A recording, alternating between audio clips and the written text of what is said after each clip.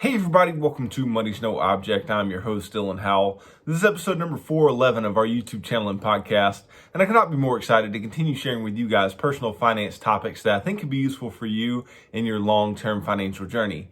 Today, we are going to be talking about the Berkshire Hathaway annual letter that was sent out by Warren Buffett over the weekend, and I just want to go over it, review it, find some of the amazing nuggets that Warren Buffett leaves for us within said letter, and just see what we can learn from the Oracle of Omaha with the information that he gives us. And then we'll talk a little bit about Berkshire, a little bit about their stock, what's been going on lately, and exactly how they have been successful over a long period of time. So stick around for a discussion of all that and more in today's episode. Before we get started though, if you could go down below, hit the big red subscribe button, like this video, leave me any feedback in the comments down below, and I'll be sure to respond to anything you leave down there. If you're listening on Apple or Spotify podcasts, be sure to subscribe and leave me a review on either one of those platforms. Follow me on social media at MNO with Dylan, and that's really good supplemental materials to all the things I'm putting out in these long form episodes on YouTube and the podcast every single day.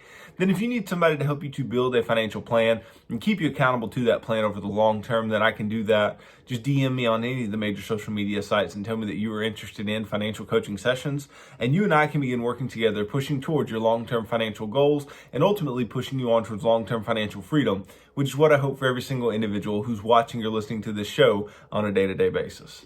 Now, what if I would have told you, or could tell you now, that there is a stock that you could invest in that over the next 40, 50 plus years, you could make over 20% per year in returns? You'd be thrilled, right? You'd be absolutely all in. Now, you might not be all in on somebody recommending said stock to you, but if you knew that it would be the case, if you were 100% sure, that would happen, whatever that person said would be true, and you were going to make 20% per year returns, you'd be thrilled, right? Well, that's what Berkshire Hathaway has done since 1965.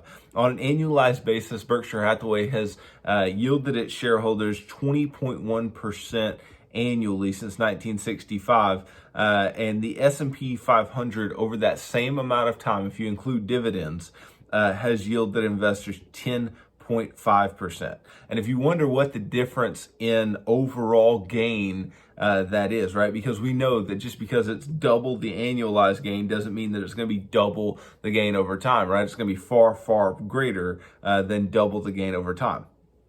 Well, the gain on the S&P 500 since 1964 has been 30,209% through 2021, right? But if you look at Berkshire Hathaway, the return has been 3.641 million percent over that time period, over that 57-year time period, right? So absolutely amazing what has been done under the management of none other than Warren Buffett, right? Many people just don't know what we know Warren Buffett from. They know that Warren Buffett's a rich guy. They know he's got all this money. They don't know what he has done, right? He's taken this investment trust that he created for family and friends, and absolutely turned it into an empire, turned it into a conglomerate that makes absolutely huge investments, and has done so for many, many years under the name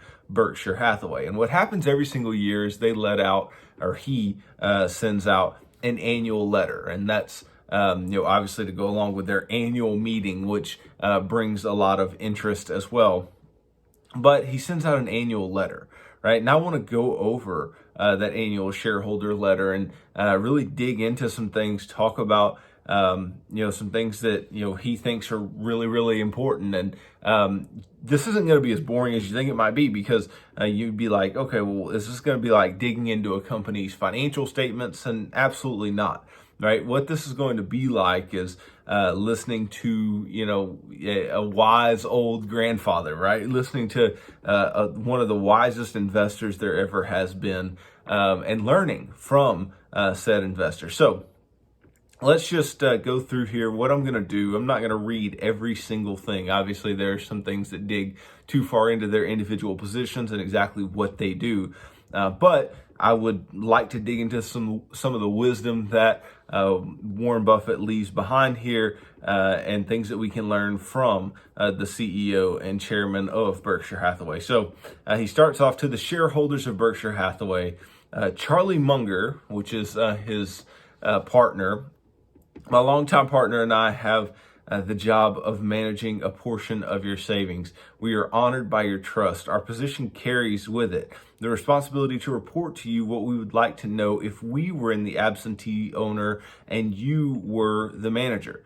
We enjoy communicating directly with you through this annual letter and through the annual meeting as well. Our policy is to treat all shareholders equally. Therefore, we do not hold discussions with analysts nor large institutions. Whenever possible, also, we release important communications on Saturday mornings in order to maximize the time for shareholders and the media to absorb news before markets open on Monday. So, just starting off here, you hear the words of an individual who cares about shareholders, right? Who cares about those who own the shares of his company, because he knows that people are owning the shares of his company in order to build wealth, right? It's very much the reason that he began the investment trust all the years ago, and it's very much the reason that he has done what he has done at Berkshire Hathaway, and it is to build wealth within the company and then ultimately building wealth within the company stock, because that's all he legally holds. All he legally holds is Berkshire Hathaway stock. Even though he's worth billions and billions of dollars, and that the returns of that billion and billions comes from several different companies. Well, it's companies under the umbrella of Berkshire Hathaway and what they own.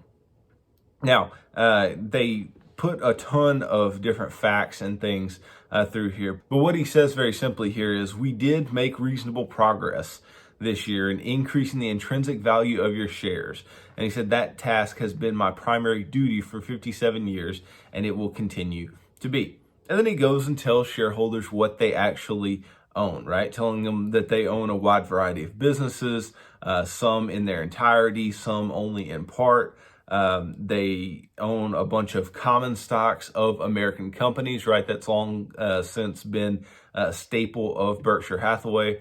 And that they own a few non-U.S. equities and participate in several joint ventures and collaborative activities. He says, whatever our form of ownership, our goal is to have meaningful investments in businesses with both durable economic advantages and first-class CEOs. Please note particularly that we own stocks based on our expectations about their long-term business performance, not because we view them as vehicles for timely market moves. That point is crucial. Charlie and I are not stock pickers. We are business pickers. And I think this really goes to the heart of long-term investment. And something that most of us just really aren't that good at, right? We really aren't that good at looking at a business and investing in a business and not being scared by, short-term results, not being scared by what the market may do in the short term, but understanding that given the long-term fundamentals of the business, that the business will be worth something. That's something that Buffett and Munger have done fantastically over time, and why they're so good at what they do is because they do pick businesses, right? They go and they look at the fundamentals of a business. Do they understand the business and how the company makes money, how the company is going to turn a profit, how that's going to turn into shareholder wealth for them? Right? They're not out just trying to pick a stock for the next 3 months or the next 6 months or even the next year in many cases. They're looking for something, which Buffett says all the time, that his favorite holding period is forever. He wants to buy and hold and hold and hold because it's a good business, not because it's a stock that could make some short-term gain. Now he says, I make many mistakes. Consequently, our extensive collection of businesses includes some enterprises that have truly extraordinary economics, many others that enjoy good economic characteristics, and a few that are marginal.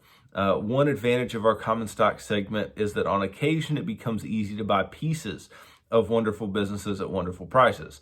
That shooting fish in a barrel experience is very rare in negotiated transactions and never occurs in mass. It's also far easier to exit from a mistake when it's been made in the marketable arena, which is very true, right? If you are buying just shares of common stock and not an entire business, right? For instance, they own a business like Clayton Homes outright, right? They own Clayton Homes, and divesting from that would be far more difficult than divesting from the shares of Apple, even though they are the largest shareholder of Apple and they have a huge stake. It would be far easier to just sell those shares into the market because there's a lot of liquidity for those shares. And he touches at another thing here, that it's very easy to go in and, in a, marketable arena and buy pieces of wonderful businesses at wonderful prices. And that tells you that there is a thought of price when it comes to what they purchase. But he knows that without a doubt, it's more important that they buy a good business at a reasonable price. He said this many times. It's better to buy a great business at a reasonable price than to buy a marginal business, a subpar business at a very, very cheap price, because you're going to get a lot more out of the reasonable, priced great business than you would the business that you can just get a little bit of short-term run up in return from based on the fact that it is undervalued.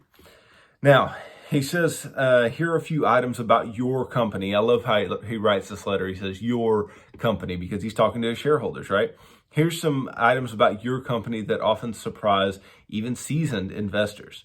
Many people perceive Berkshire as a large or somewhat strange collection of financial assets. In truth, Berkshire owns and operates more U.S.-based infrastructure assets classified on our balance sheet as property, plant, and equipment than are owned and operated by any other American corporation. That supremacy has never been our goal. It has, however, become a fact. At year-end, those domestic infrastructure assets were carried on Berkshire's balance sheet at $158 billion. That number increased last year and will continue to increase. Berkshire always will be building. And I think that's great, right? What he's talking about here are their actual tangible assets, right? Real things that they could sell off worth $158 billion, which is fantastic. It's outrageous. Now he says every year your company makes substantial federal income tax payments. In 2021, for example, we paid $3.3 billion, while the U.S. Treasury reported total corporate income tax receipts of $402 billion. Additionally, Berkshire pays substantial state and foreign taxes. I gave at the office is an unassailable assertion when made by Berkshire shareholders, right? So he's basically saying, yeah, we pay our fair share, and even after that, we're adding value. Now, Berkshire's history vividly illustrates the visible and often unrecognized financial partnership between government and American business. The tale begins in early 1955 when Berkshire's Fine Spinning and Hathaway Manufacturing agreed to merge their businesses. In their request for shareholder approval, these venerable New England textile companies expressed high hopes for the combination. The Hathaway solicitation, for example, assured its shareholders that the combination of the resources and managements will result in one of the strongest and most efficient organizations in the textile industry. That upbeat view was endorsed by the company advisor Lehman Brothers. Yes, that Lehman Brothers. He kind of jokes at the fact that they don't exist anymore because of the things that they did. And so he digs into some of the, history of the company and what has happened over time. And it's very, very interesting. Now, a part that I think is really something that we should camp out on in this shareholder letter is he talks about the four giants. He says our company has four giants. He says through Berkshire, our shareholders own many dozens of businesses. Some of these in turn have a collection of subsidiaries of their own. For example, Marmon has more than 100 individual business operations, ranging from the leasing of railroad cars to the manufacture of medical devices. Nevertheless, operations of our big four companies account for a very large chunk of Berkshire's value. Leading the list is our cluster of insurers. Berkshire effectively owns 100% of this group, whose massive float value we earlier described. The invested assets of these insurers are further enlarged by the extraordinary amount of capital we invest to back up their promises, right? So the big insurers that they own are the first of their big four, right? The insurance business is made to order for Berkshire. The product will never be obsolete, and the sales volume will generally increase along with both economic growth and inflation.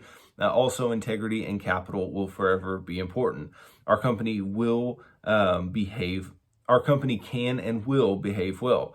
There are, of course, other insurers with excellent business models and prospects. Replication of Berkshire's operation, however, would be almost impossible. So basically saying we're taking money off of these insurers to make other large investments, which really can't be done effectively elsewhere. So that's the first of their four giants, right? Then he says Apple, our runner-up. And when I say Apple, I mean the corporation, Apple, right? The one that makes your phones, the one that makes your computer, Apple. Our runner-up giant, as measured by its year-end market value, is a different sort of holding. Here, our ownership is a mere 5.55%, up from 5.39% a year earlier. That increase sounds like small potatoes, but to consider that each 0.1% of Apple's 2021 earnings amounted to $100 million. We spent no Berkshire funds to gain our accretion. Apple's repurchases did the job. It's important to understand that only dividends from Apple are counted in the GAAP earnings Berkshire reports, and last year Apple paid $785 million in dividends to Berkshire. It's outrageous, right? Yet our share of Apple's earnings amounted to a staggering $5.6 billion. Much of that the company retained was used to repurchase Apple shares, an act that we applaud. Tim Cook, Apple's brilliant CEO, quite properly regards users of Apple products as his first love, but all of his other constituencies benefit from Tim's managerial touch as well. So really talking up the largest publicly traded company in the United States there, because they are the largest shareholder of said company.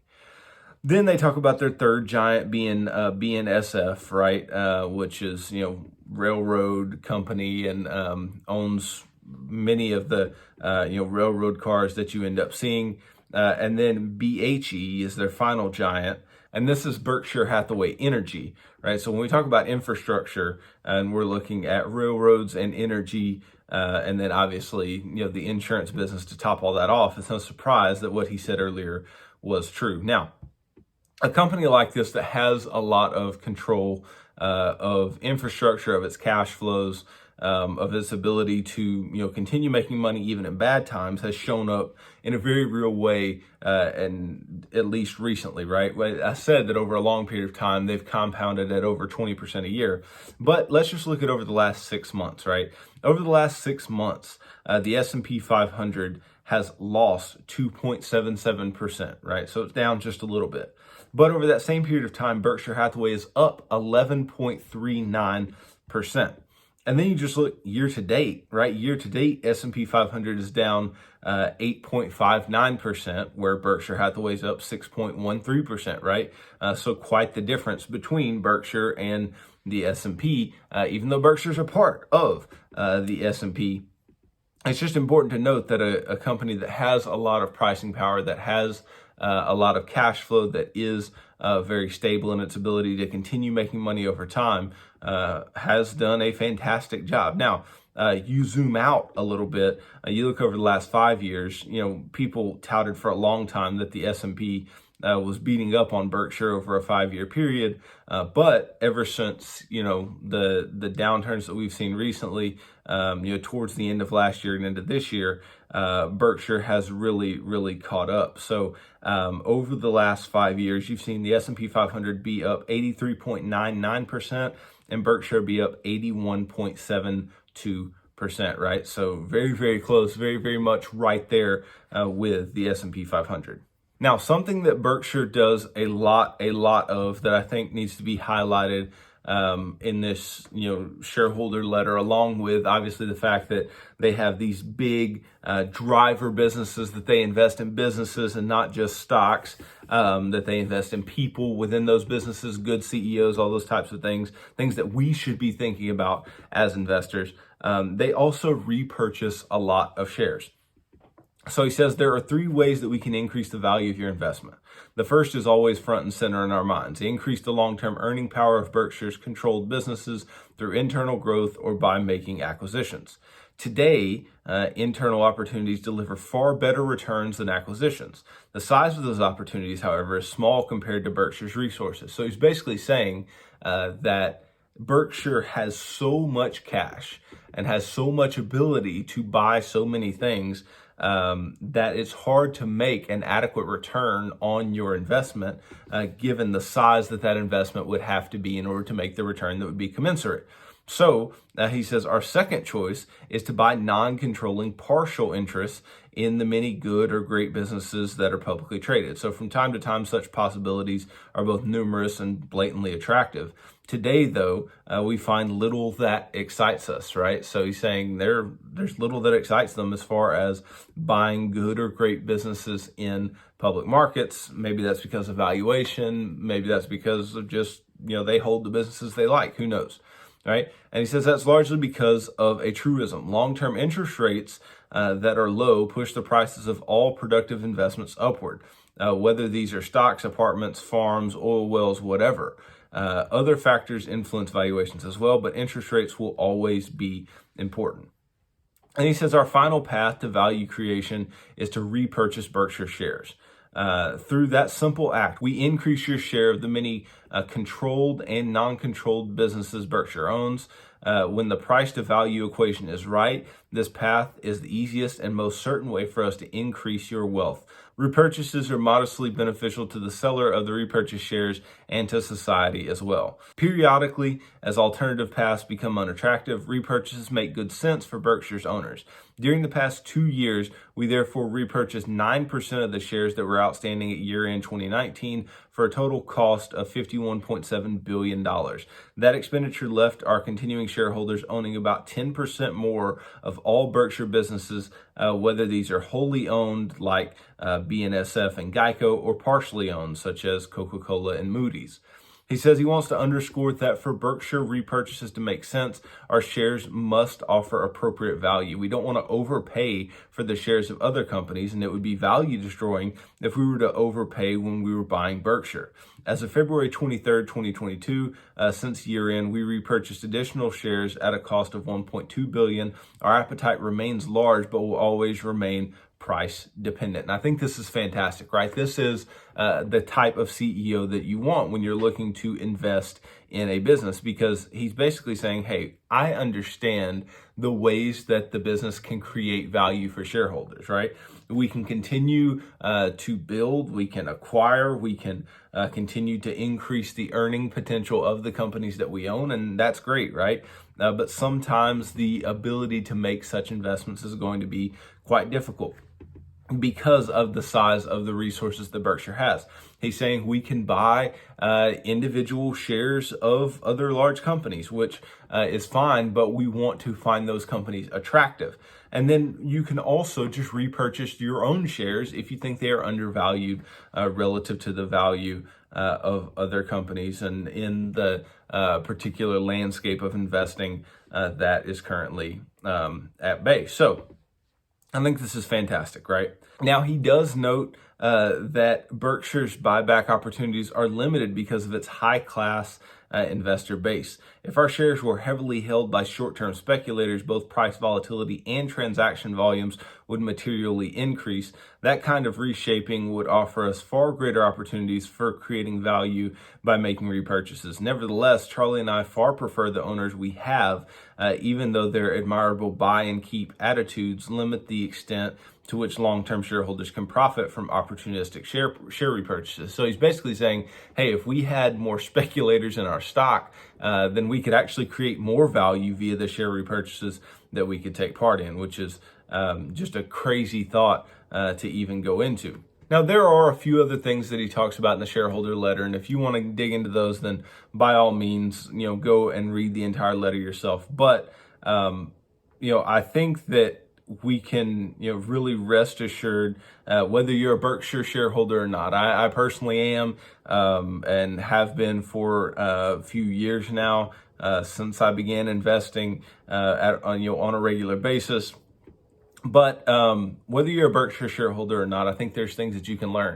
And there's things you can learn about investing, things you can learn about companies and how companies operate, and whether or not the companies that you are investing in have these types of ideas. Now, it is true that Berkshire is a rare breed simply because they do really look to increase shareholder value, and that's kind of their purpose, right? Now, that has historically been the purpose of the publicly traded company in the United States, but a lot of companies focus on growth, right? And they focus on trying to build a business, and they're focusing on trying to, just make top line revenues. And Berkshire doesn't have to worry so much about that, right? They're worried about investing in things that create profit, right? That have a bottom line that will continue to grow over time and that will increase shareholder value. So they are a rare breed in that fact. Now, they are extremely large, right? They've got an aging set of leaders that are obviously world class, but those leaders won't be around forever. And really, the company, in the way that it's operated, it would be interesting to see if it ends up remaining around forever, because like Buffett said, the amount of resources that Berkshire has, it just makes it difficult to purchase new businesses. But I think we learn a couple things from this letter. I think we learn to be long-term shareholders. I think we learn to appreciate share repurchases. I think we learn to appreciate good management and good CEOs in a corporation. I think we learn to look for things that managers say that makes a lot of sense for the corporation as a whole. Now, does this mean that you should go out and buy Berkshire shares right now? Absolutely not. That's not what I'm suggesting. But what I am suggesting is that when you're maybe picking an individual stock or determining if you should just invest in index funds or whatever else, right? Understand what you're investing in, know what you're investing in, know where you are putting your money, make long-term investments, long-term value propositions that are going to be good for you, 50 plus years from now, not just, putting your money to work for a short period of time. What I talked about early in the video about just the compounding effect of Berkshire shares over time. Now, I compared them to the S&P 500. Look, the S&P 500, it provides outstanding returns over time. And to think that you're going to get over 3.6 million% in gains over a 57-year period out of a company is, wishful thinking at its best. But it's not to say that you can't pick great businesses and make great returns as an individual shareholder, because I believe you absolutely can. Something that Buffett preaches all the time is that anybody can do what he has done. Now, he also made a lot of money in an era where stocks weren't as liquid, information was not as readily available, but it is still doable to pick good businesses and make money for yourself as an individual shareholder. But it's also perfectly okay to buy an index and invest for the long term. And you should be investing for the long term, whether you buy an index or not. But, he's all for buying indexes, all for putting your money to work in that way, because Berkshire itself is very much looking a lot like an index in its conglomerate form as of now. So hopefully you learned something from the words of Mr. Buffett, and you get a little more interested in your ability to invest your own money, to put money to work, and to pick individual businesses that may look a whole lot like Berkshire. Maybe you learn what a good business looks like from reading this letter, and by becoming more familiar with what Berkshire does with its earnings and what it does with its cash flow.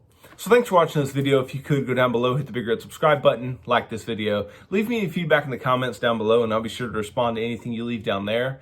If you're listening on Apple or Spotify podcasts, be sure to subscribe and leave me a review on either one of those platforms. Follow me on social media at MNO with Dylan. And that's really good supplemental materials to all the things I'm putting out in these long form episodes on YouTube and the podcast every single day. Then if you need somebody to help you to build a financial plan and keep you accountable to that plan over the long term, then I can do that. Just DM me on any of the major social media sites and tell me that you are interested in financial coaching sessions. And you and I can begin working together, pushing towards your long-term financial goals and ultimately pushing you on towards long-term financial freedom, which is what I hope for every single individual who's watching or listening to this show on a day-to-day basis. So tune in tomorrow as I continue talking about personal finance topics that I think could be useful for you in your long-term financial journey. So thanks for tuning into this episode of Money's No Object. I'm your host, Dylan Howell. God bless.